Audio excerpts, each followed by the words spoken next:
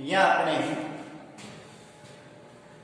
ઇન્ડક્ટરને લાગુ પડેલા voltage V બરાબર Vm sin ઓમેગા t અને એમાં વહેતો પ્રવાહ I બરાબર Im sin omega t minus π/2 આ બે સમીકરણો આપણે ટ્રાય કર્યા. હવે એમના આપણે આલેખ જોઈએ તો વોલ્ટેજનો આલેખ જો આપણે જોઈએ તો એ આ રીતનું મળશે. ઓમેગા t એટલે કરંટ, વોલ્ટેજ સાઇન વિધેય અનુસાર બદલાય ત્યારે એનો આલેખ આ રીતનો મળશે. આપણે આગળ ઉપર પણ જોઈ ગયા. આવી રીતના વોલ્ટેજ બદલાશે.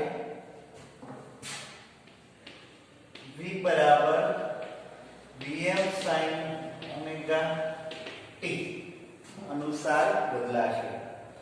હવે જો એનો આપણે ફેઝર જોઈએ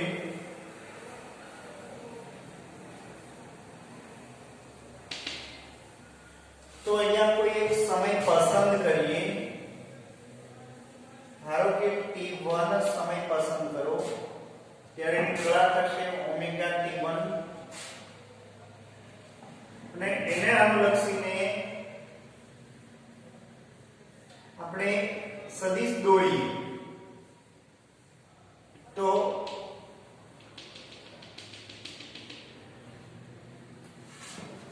અહીંયા v ના મૂલ્યનો સદિશ દોરીએ. ઓમેગા t1 કોણે આ v ના મૂલ્યનો સદિશ ઓમેગા t1 કોણે દોરીએ તો એનો પ્રક્ષેપ y અક્ષ ઉપર થશે આ, જેને રજૂ કરીશું Vm sin omega t. y અક્ષ પરનો પ્રક્ષેપ જેને વોલ્ટેજનો ફેઝર કહેવામાં આવે છે. આ આપણે વોલ્ટેજ V મળે છે એનો phasor Vm sin omega t. t1 આવે. ક્લિયર? ત્યારબાદ હવે આપણે આ આલેખમાં પ્રવાહ દર્શાવીએ.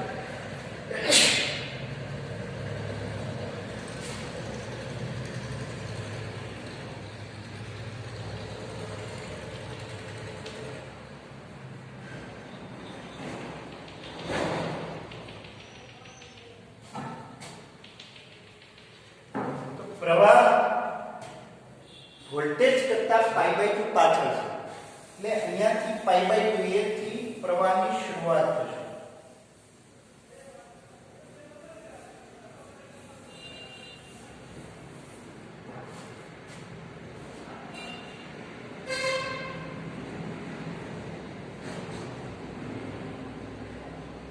આવી રીતે પ્રવાહનો આલેખ મળશે આપણને. તો આ જે છે એ આપણને પ્રવાહ દર્શાવશે I.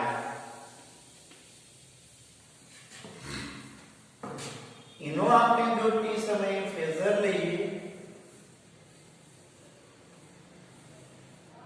તો એ આપણે આ કોણે દર્શાવીશું π/2 એટલે અહીંયા આ કોણ મળશે આપણને ઓમેગા t1 માઈનસ π/2. આટલો કોણ, બંને વચ્ચેનો કોણ 90 ડિગ્રી મળશે વોલ્ટેજ અને પ્રવાહ વચ્ચેનો. આનો જો આપણે ફેઝર દર્શાવીએ તો આ મળશે Im sin omega t1 minus π/2. આ t સમયે પ્રવાહનો ફેઝર. તો અહીંયા ધીમે ધીમે આગળ ઉપર જતા જઈએ તેમ જ્યારે વોલ્ટેજ મહત્તમ થશે ત્યારે પ્રવાહ શૂન્ય થઈ જશે. ત્યારે આ સદિશની લંબાઈ મહત્તમ થઈ જશે, આ સદિશની લંબાઈ ઘટી અને શૂન્ય થઈ જશે. ધ્યાન આપીએ વિદ્યાર્થી. આ મહત્તમ થાય ત્યારે આ શૂન્ય થઈ જાય, ફરી પછી આ ઘટશે ત્યારે આ પાછી મહત્તમ થશે.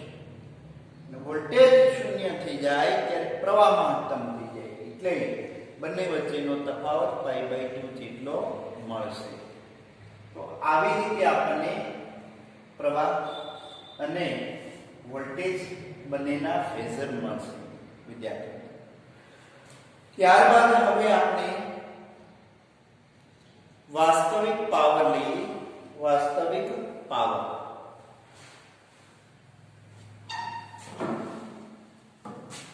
આ વોલ્ટેજ અને પ્રવાહના આલેખ અને આ ફેઝર પ્રવાહ અને વોલ્ટેજના ફેઝર થયા.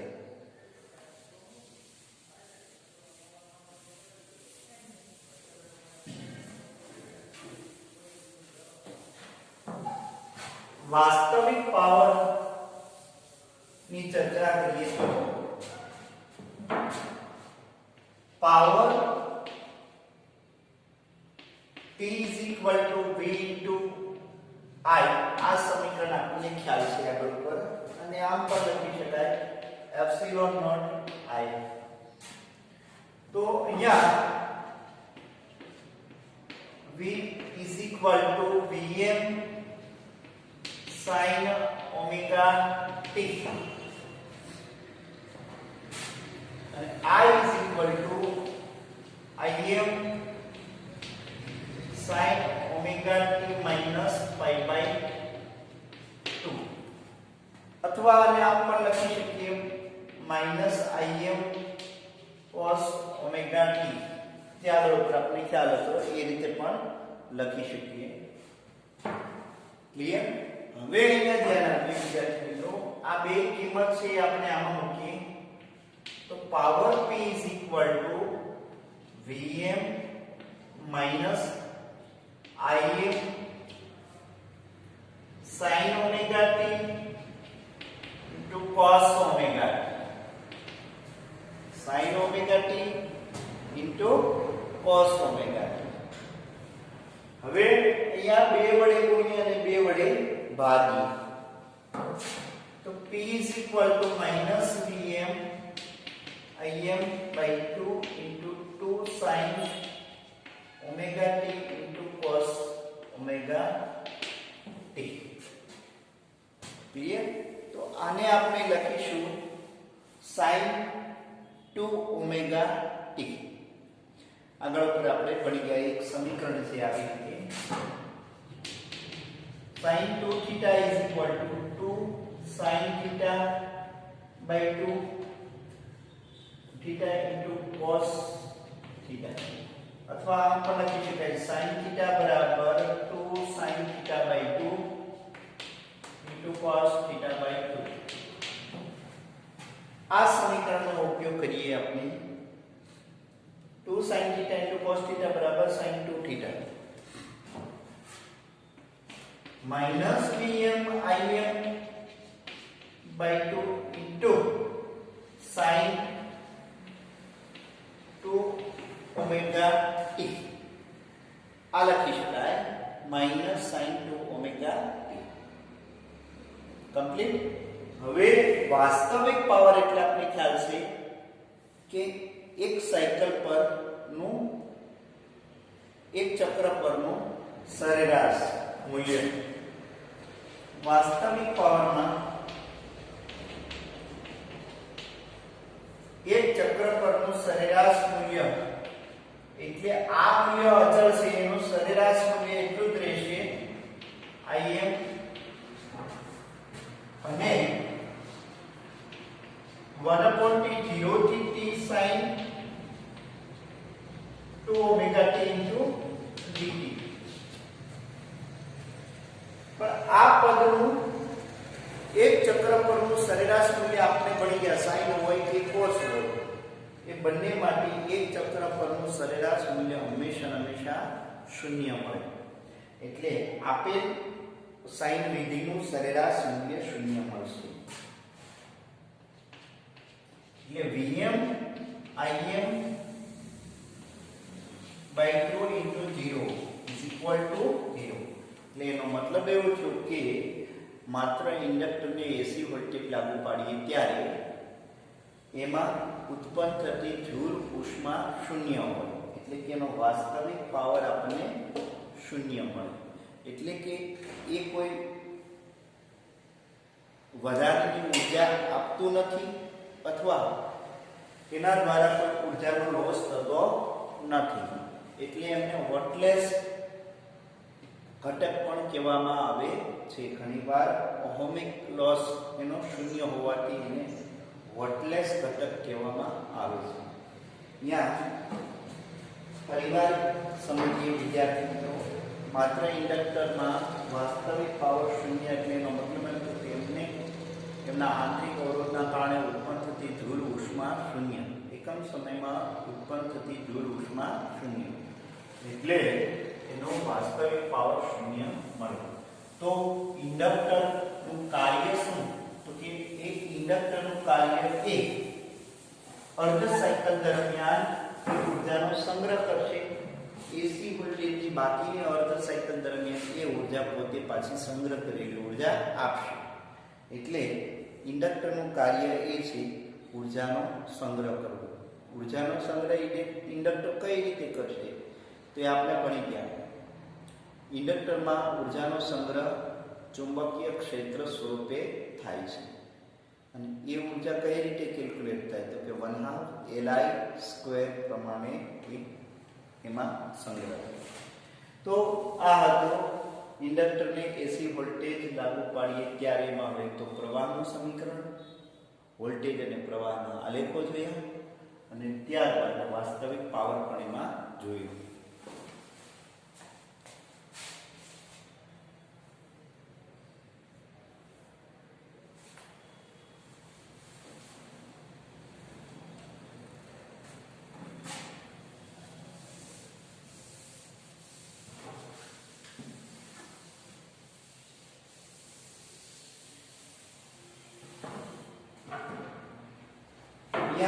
વિદ્યાર્થી મિત્રો, ત્યારબાદ એક માત્ર કેપેસિટર હોય ત્યારે એસી વોલ્ટેજ લાગુ પાડીએ તો શું થાય? માત્ર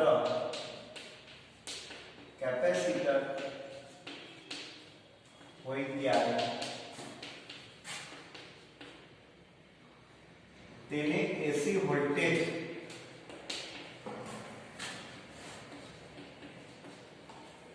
લાગુ પાડતા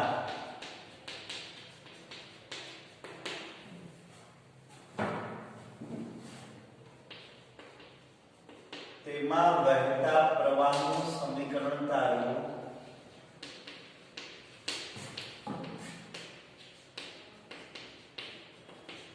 અને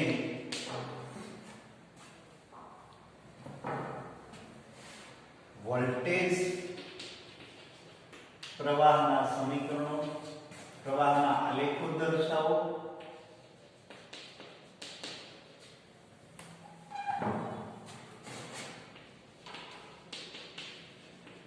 અને વોલ્ટેજ પ્રવાહના આલેખ દર્શાવો અને ફેઝર દર્શાવો.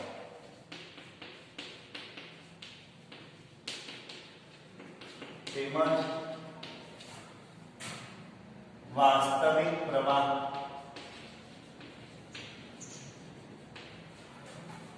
ની ચર્ચા કરો. વાસ્તવિક પ્રવાહની ચર્ચા કરો.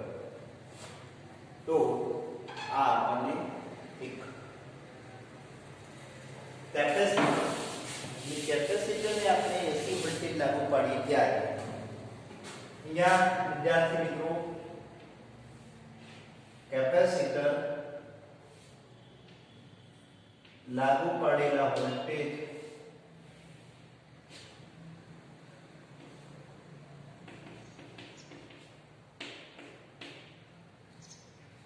V બરાબર Vm sin omega t voltage લાગુ પાડીએ અને કેપેસિટર, તો આપણે ખ્યાલ છે કેપેસિટરના બે છેડા વચ્ચેનો વિદ્યુત સ્થિતિમાનનો તફાવત Q/C પ્રમાણે મળશે. તો અહીં આદર્શ કેપેસિટર લઈએ માટે આદર્શ કેપેસિટર માટે તેનો વાસ્તવિક અવરોધ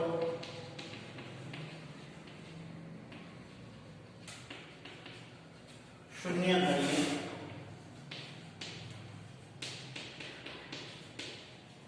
તો ઓહમના નિયમ અનુસાર કિર્ચોફના નિયમ અનુસાર પરિપથને લાગુ પડેલો PD બરાબર કેપેસિટરના બે છેડા વચ્ચેનો વિદ્યુત સ્થિતિમાનનો તફાવત.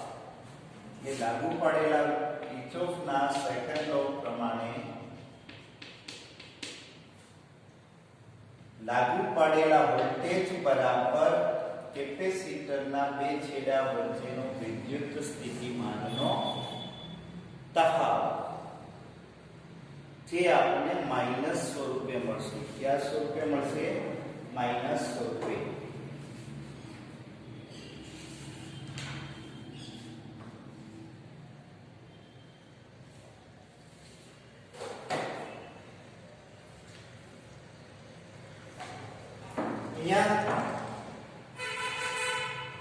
બને સમાન વોલ્ટેજના મૂલ્યો છે એટલા માટે.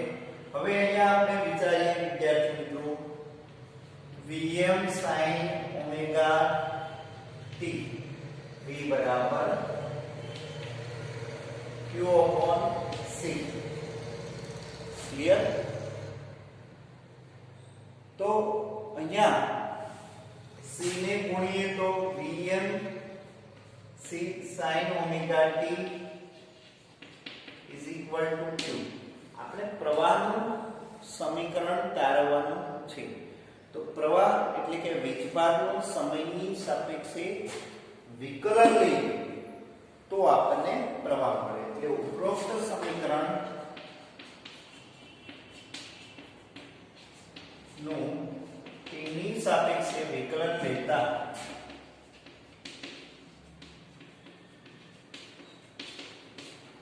ઉપરોક્ત સમીકરણનું t ની સાપેક્ષે વિકલન લઈએ આપણે એટલે dq upon dt is equal to પ્રવાહ. અહીંયા આનું પણ વિકલન લઈએ તો Vm into C.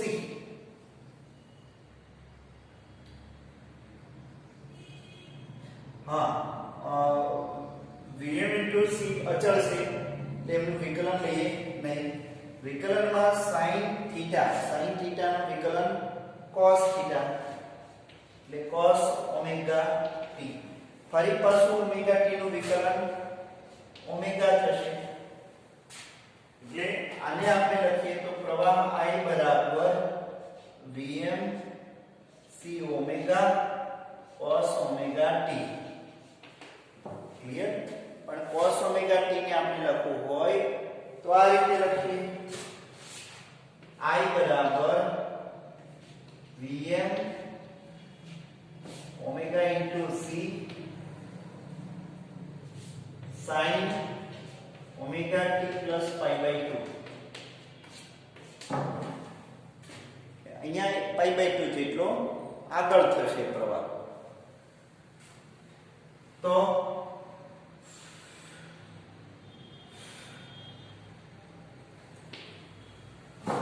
હવે અહીંયા ઓમેગા c છે એને છેદના છેદમાં લઈ જઈએ તો I બરાબર Vm 1 upon omega c sin omega t plus pi by 2. Clear? તો આ પદમાં ઓહમના નિયમ સાથે સરખાવીએ તો V is equal to I is equal to V upon R. તો આ થશે કેપેસિટરનો આંતરિક અવરોધ, જેને આપણે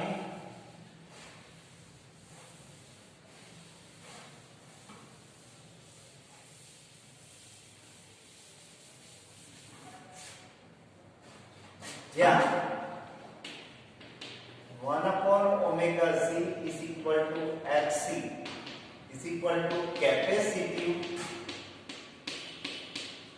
reactance. કેપેસિટિવ રિએક્ટન્સ કહીએ એને કેપેસિટરનો આંતરિક અવરોધ એટલે કેપેસિટિવ રિએક્ટન્સ, જેનો એકમ પણ ઓહમ જ છે. જેનો એકમ ઓહમ થશે. તો અહીંયા વિદ્યાર્થી મિત્રો આટલું ક્લિયર કરીએ. ત્યારબાદ નેક્સ્ટ લેક્ચરમાં આપણે એના ફેઝર અને આલેખો જોઈશું.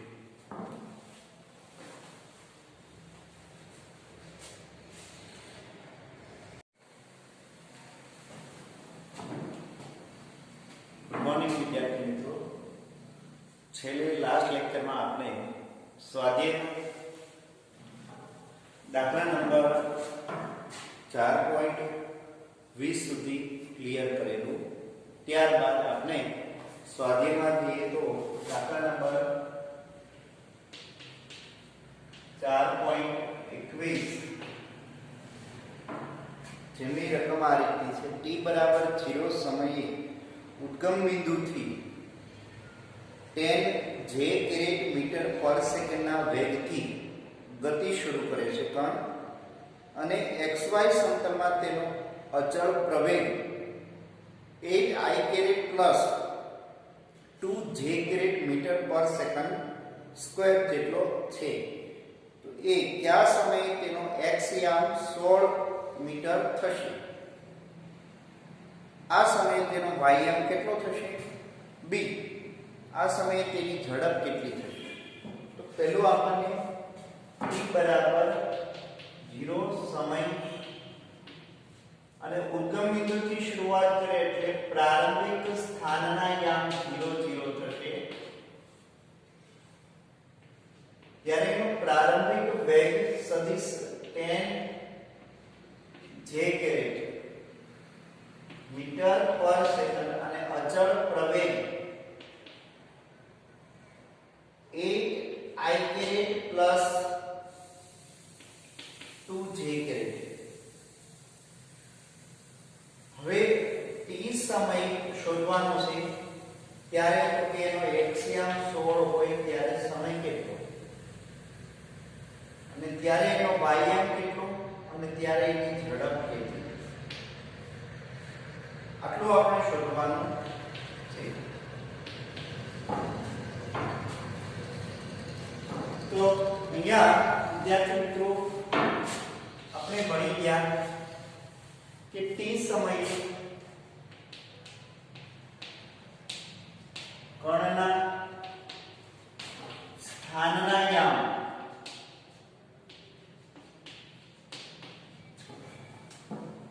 t સમયે કણનો x યામ આ રીતે રજૂ કરીએ છીએ.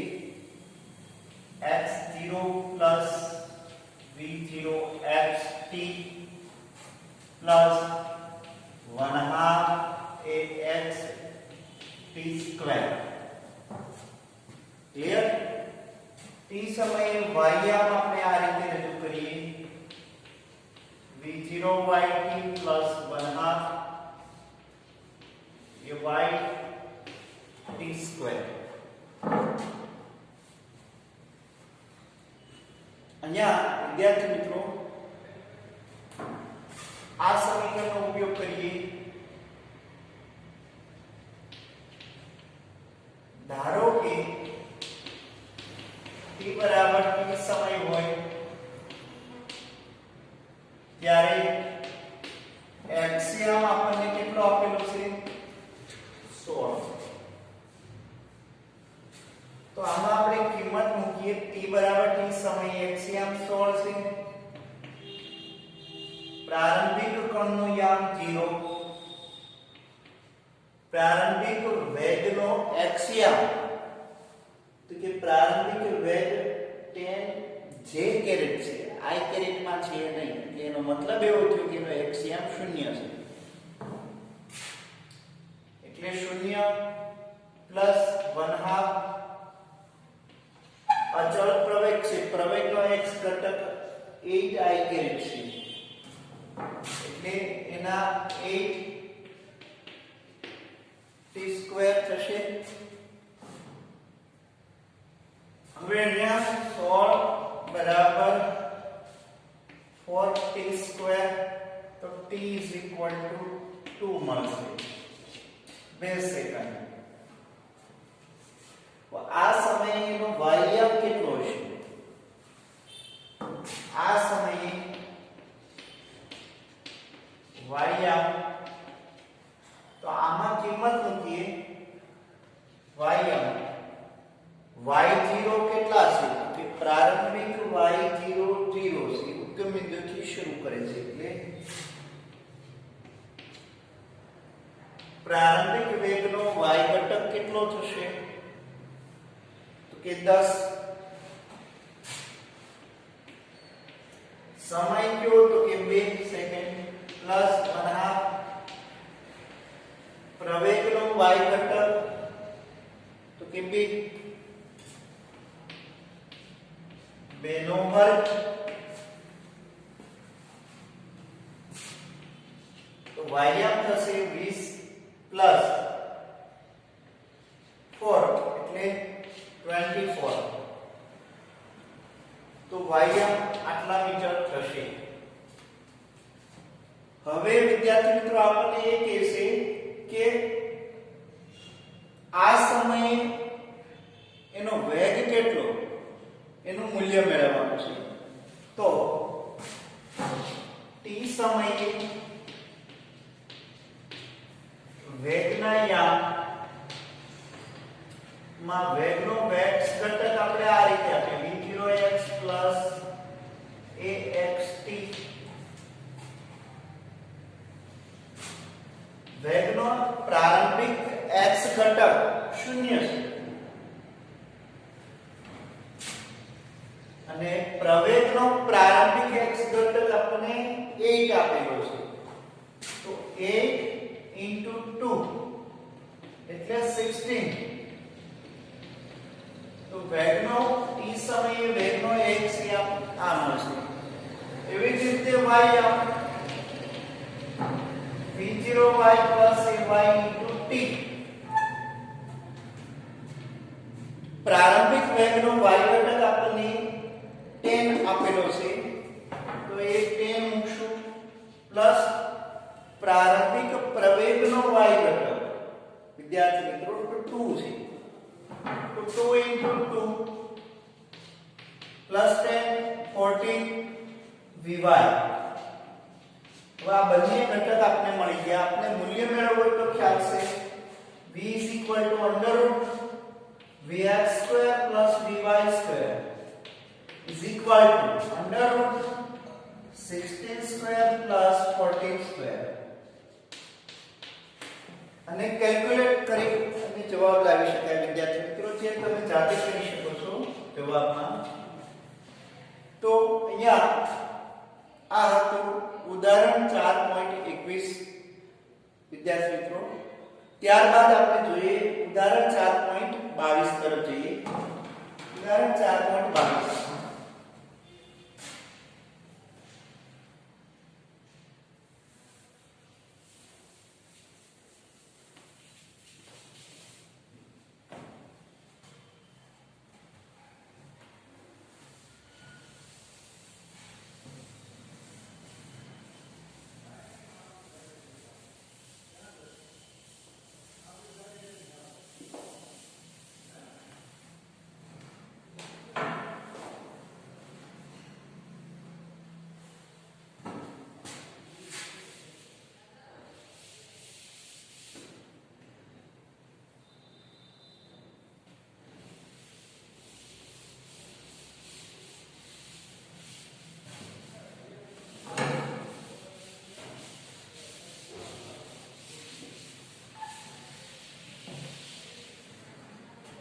4.22 ની રકમ આ રીતે મળશે. i કેરેટ અને j કેરેટ અનુરૂપ x અને y અક્ષ પરના એકમ સદિશો છે. સદિશ i caret plus j caret એટલે એક સદિશ આપણને આવી રીતે આપેલો છે સદિશ a caret i plus caret j અને બીજો એક સદિશ આપેલો છે caret i minus caret j. ના મૂલ્યો અને દિશા શોધો. મૂલ્ય અને દિશા શોધવાની છે. ત્યારબાદ આપણે બી એમાં કીધું છે કે સદિશ એ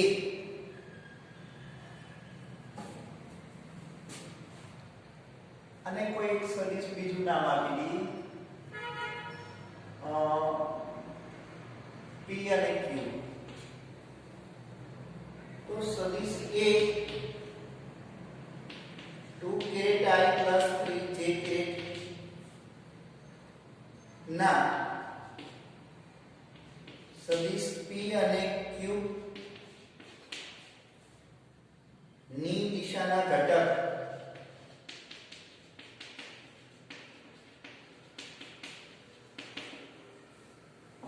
ની દિશાના ઘટકો શોધો.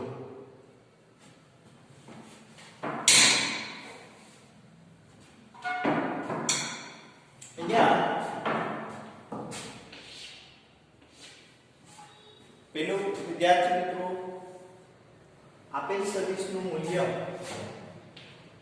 p બરાબર caret I plus caret j એનું મૂલ્ય શોધવું હોય તો આપણને ખ્યાલ છે અંડર રૂટમાં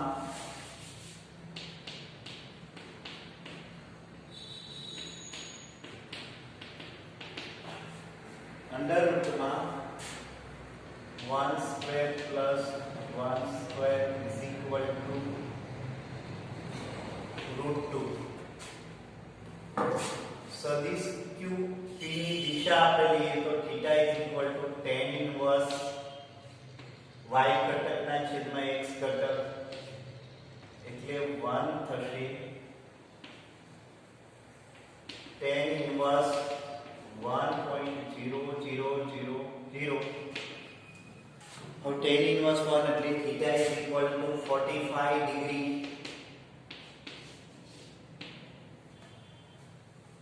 અને q સદિશ I caret minus j caret એનું મૂલ્ય શોધીએ તો अंडर रूट में 1 square plus minus 1 square is equal to √2. दिशा लिए तो theta is equal to tan inverse minus 1 ના છેદમાં 1 એટલે tan ઇનવર્સ -1 0 0 0 0 માઈનસ એટલે θ is equal to -45 અંશ થશે. તો આ બંને સદિશો જો આપણે રજૂ કરવા હોય આલેખમાં તો આ રીતે મળશે વિદ્યાર્થી.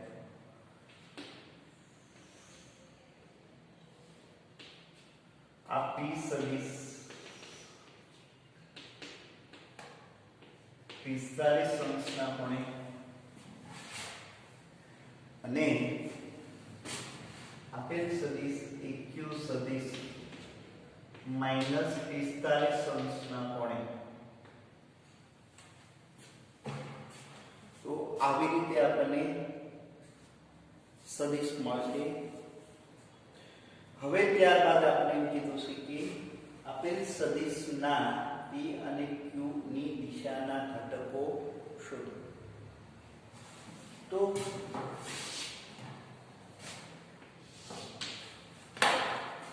ધારો કે આપણે બે સદિશ થીટા કોણે હોય વિદ્યાર્થી મિત્રો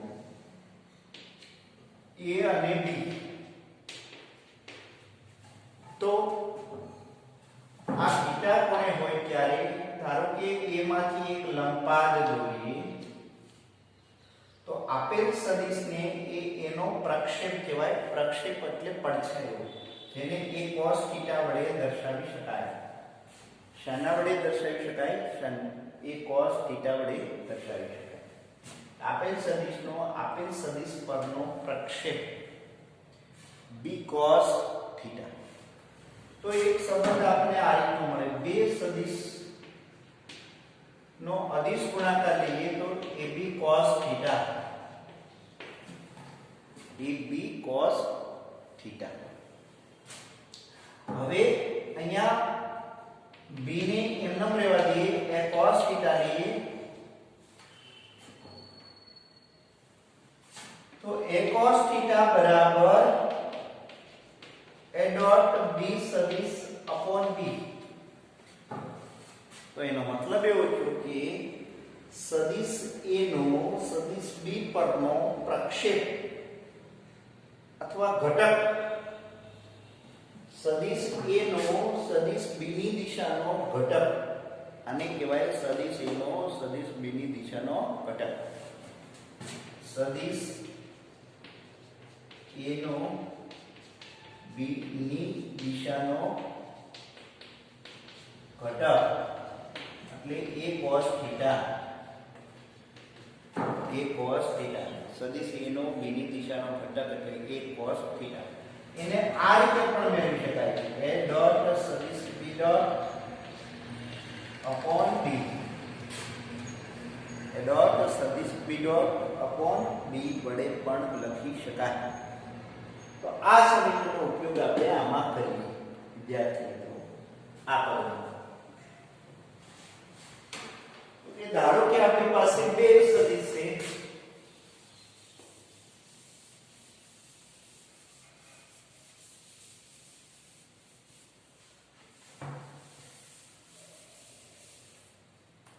યા આપણે શોધવાનું છે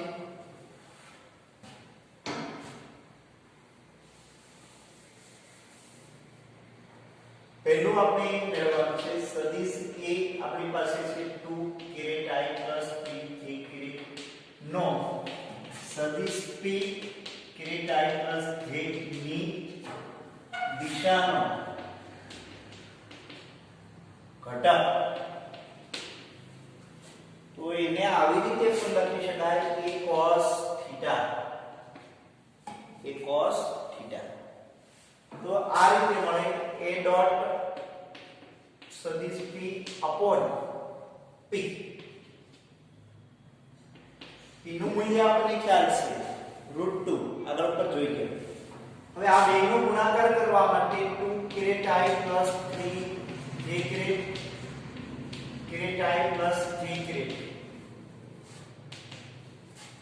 ના છેદમાં √2. અહીંયા વિદ્યાર્થી મિત્રો I નો I સાથે જ ગુણાકાર કરીએ. I નો j સાથે ગુણાકાર 0 થશે. જે આગળ ઉપર આપણે ભણશું ત્યારે ખ્યાલ આવશે કાર્ય ઊર્જા પાવરનો. j નો j સાથે ગુણાકાર, j નો I સાથે ગુણાકાર 0. એટલે 2 * 2 વત્તા 3 * 3 ના છેદમાં √2 એટલે 5/√2. તો આ મળશે આપણે ઘટક સદિશ a નો સદિશ p ની દિશાનો ઘટક.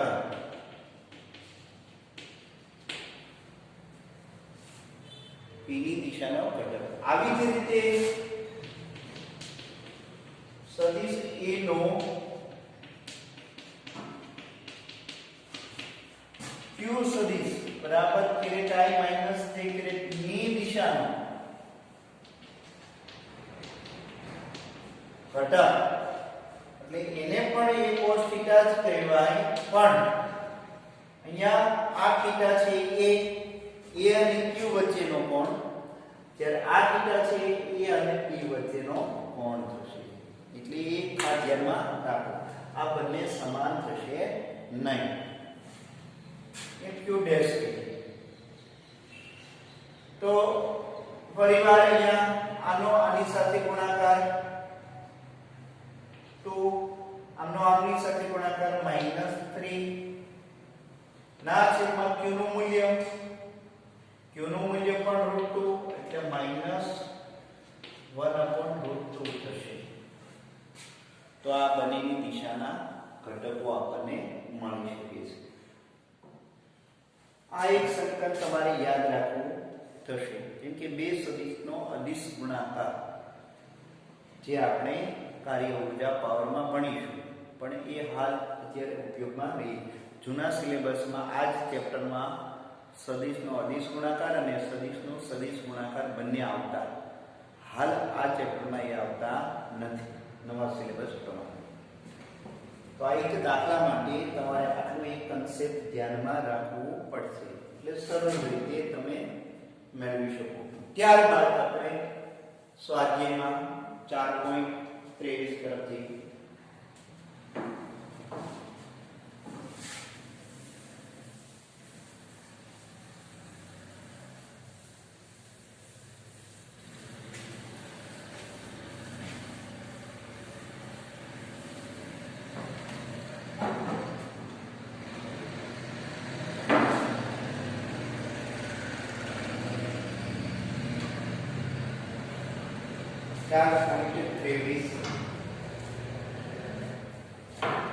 અવકાશમાં કોઈ સ્વૈચ્છિક ગતિ માટે નીચે આપેલા સંબંધો પૈકી કયો સાચો સંબંધ છે? એટલે કે કોઈ પણ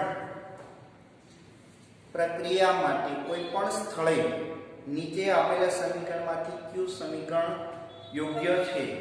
તો પહેલું સમીકરણ આપણને આપેલું છે એવરેજ बराबर 1/2 VT1 plus VT2। તો અહીંયા વિદ્યાર્થી મિત્રો આ સમીકરણ એટલે આવી રીતનું સરેરાશ વેગ બરાબર પ્રારંભિક વેગ વત્તા અંતિમ વેગ ભાગ્યા 2 આવા પ્રકારનું સમીકરણ છે। તો સરેરાશ વેગ એ બે વેગનો